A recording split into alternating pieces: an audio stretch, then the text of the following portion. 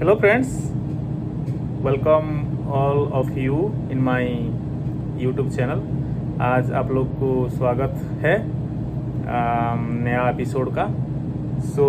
आज मैं अभी लैब में हूँ, कुछ काम कर रहा हूँ और मैंने सोचा कि कुछ और आपको मोटिवेशनल बात बोलूँ सो दैट को कुछ लोग को अच्छा लगेगा रिसर्च करने के लिए। रिसर्च एक ऐसा चीज़ है जो आपको एटलीस्ट इन माई केस मुझे बहुत खुशी देता है कि मैं नया नया चीज़ ट्राई करता हूँ, नया नया चीज़ें सोचता हूँ और एक्सपेरिमेंट करता हूँ। वो सबसे इम्पोर्टेंट है कि आपको नया जानने का जो आपका जो अंदर में जो मोटिवेशन है, जो अंदर में जो आपका इच्छा शक्ति है, आप उसको एग्जीक्यूट कर सकते हो अच्छा से रिसर्च में। तो आप जो चाहे, समटाइम्स क्या होता है लैब में गाइड बोलता है कि नहीं आप रैंडमली एक्सपेरिमेंट नहीं कर सकते, जो मैं जैसे बोल रहा हूँ ऐसे ही आपको करना पड़ेगा। बट मैं ये बोलूँगा कि उस लैब में आपका ग्रोथ नहीं होगा। तो आप ऐसा लैब चूज़ करो जहाँ पे आप अपना दिमाग लगा सकते हो। Obviously you get all kind of support from और feedback you should take from your PI, but in the same time आपको भी आप कुछ नया ट्राई करना चाहिए। तो ऐसा ही रिसर्च, मैं तो बचपन से इतना इंटरेस्टेड नहीं था, बट मुझे डॉक्टर बनने का बहुत शौक था कि मैं थोड़ा ह्यूमन में काम करूँ, ह्यूमन सब्जेक्ट में काम करूँ, लोग पेशेंट को देखूँ। मुझे अच्छा लगता है वो सब चीज़। बट समहाउ कुछ फाइनेंशियल प्रॉब्लम हुआ और मैं नहीं बन पाया, बट समहाउ मैं आ गया रिसर्च में। आज मैं कुछ बोलने वाला हूँ। कल मैं बात कर रहा था PhD में क्या क्या होता है तुम्हारा साथ, और अभी मैं बात करने वाला हूँ पोस्टडॉक क्या है और क्यों करना चाहिए। मैं बोलता हूँ जो भी PhD कर रहे हैं उनको पोस्टडॉक करना ही चाहिए, क्योंकि आपको जो ये एक्सपीरियंस है ना, आपको बाद में नहीं मिलेगा। क्योंकि एक डेफिनेटिव और एक पर्टिकुलर टाइम होता है जो आपको पुश करेगा, मतलब आपका मोटिवेशन रहेगा साइंस कुछ नया फाइंड करने के लिए। जब आपका एज हो जाएगा तो आप क्या करोगे कि आपको इतना इंटरेस्ट नहीं रहेगा। तो इसीलिए आपको करना चाहिए, मतलब immediately after PhD post join करना चाहिए। ये बहुत इंटरेस्टिंग है। मैं बोलने वाला हूँ थोड़ी, मतलब 1 मिनट का मैं ब्रेक ले रहा हूँ क्योंकि मैं थोड़ा सा कुछ सामान लेने जा रहा हूँ। तो I will be back, so sorry guys.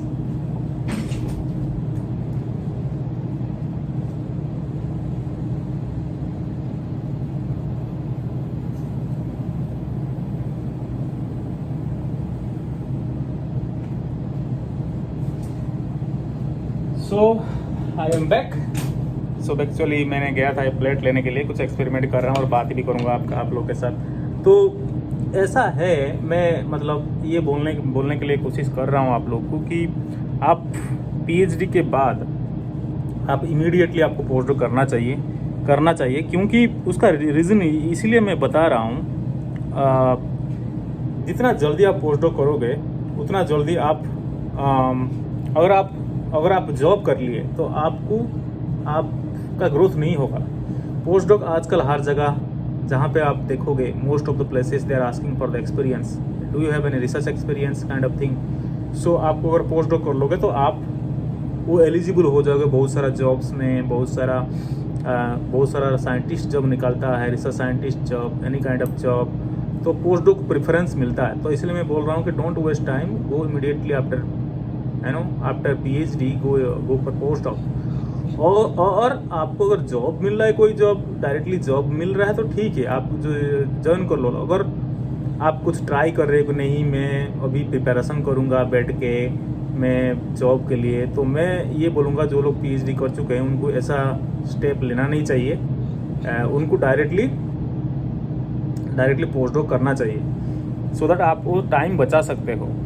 तो पोस्टडॉक में क्या होता है? पोस्टडॉक काइंड ऑफ एक गैम्बलिंग है।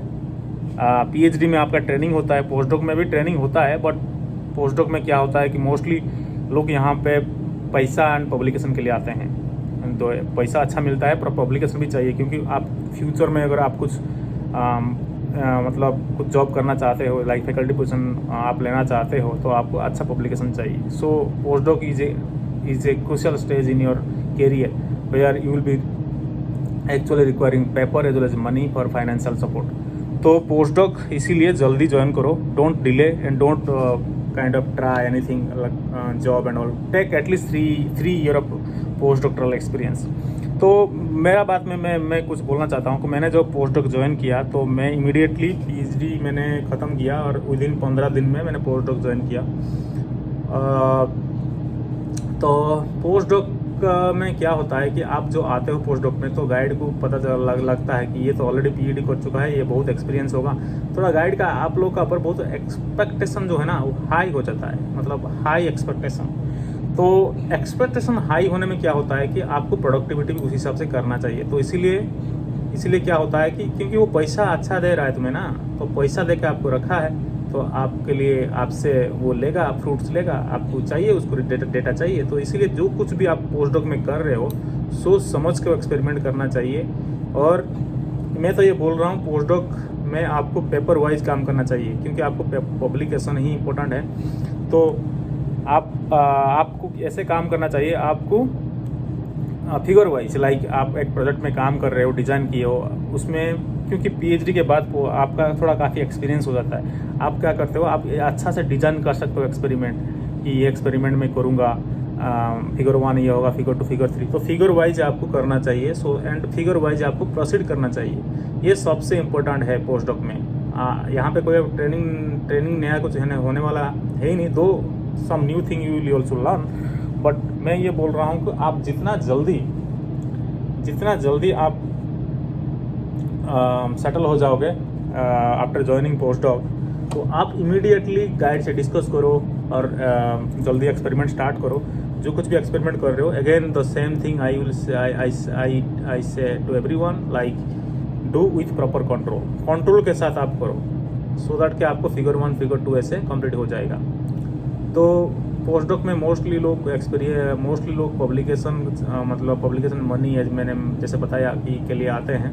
तो आप डे 1 से ऐसे माइंड सेटअप करो कि मुझे जैसे अच्छा यहाँ पे पब्लिश करना है, क्योंकि यहाँ पे अगर छोटा मोटा पेपर छाप के जाओगे तो आप कहीं पे जॉब नहीं मिलेगा इंडिया में। तो you have to publish big also. So आप गाइड से डिस्कस करो, कोलाबोरेटिव काम करो, दूसरा काइंड ऑफ लाभ से मिलके काम करो।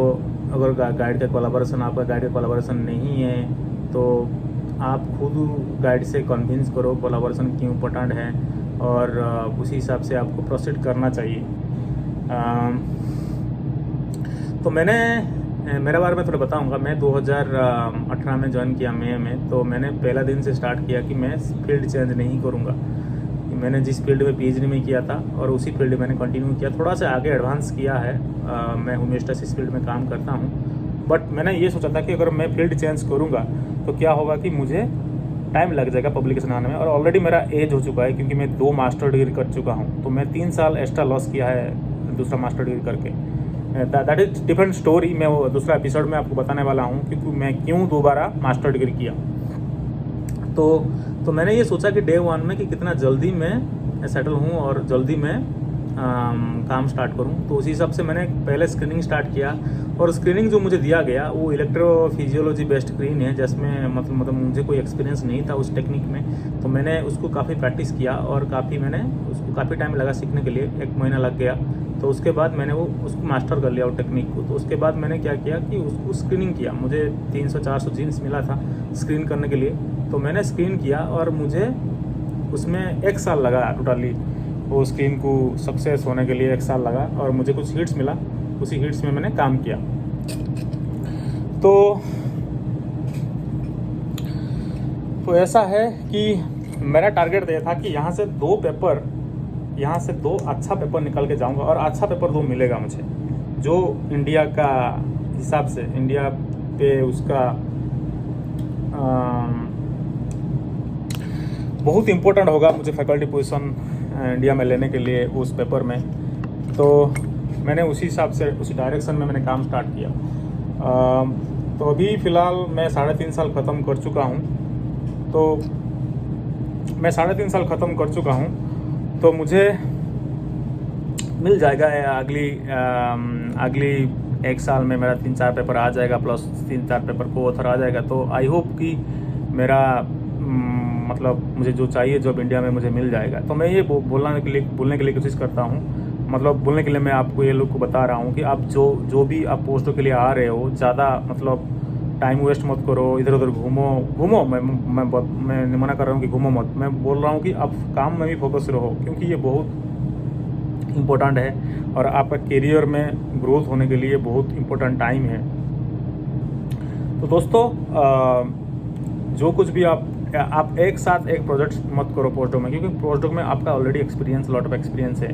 तो आपको क्या करना चाहिए, आपको एटलीस्ट 2 प्रोजेक्ट साथ में लेके चलना चाहिए और साइड बाय साइड करना चाहिए। प्लस एक को फिनिश करो, फिर उसका मैन्युस्क्रिप्ट लिखो, गाइड को मतलब सबमिट कर दो, पेपर गाइड, उसमें टाइम लगेगा देखने के लिए।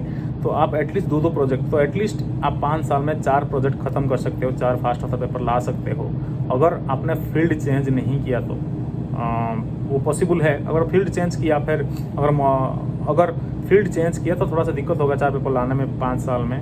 बट अगर फील्ड चेंज नहीं किया, थोड़ा सा फील्ड को मॉडिफाई किया, फिर भी आप अकेला काम करके 4 पेपर छाप सकते हो। तो दोस्तों पोस्टडॉक में बहुत लोग आते हैं, बहुत ड्रीम्स लेके आते हैं। किसी लोग का ड्रीम सक्सेस होता है, कुछ लोग का ड्रीम सक्सेस नहीं होता है।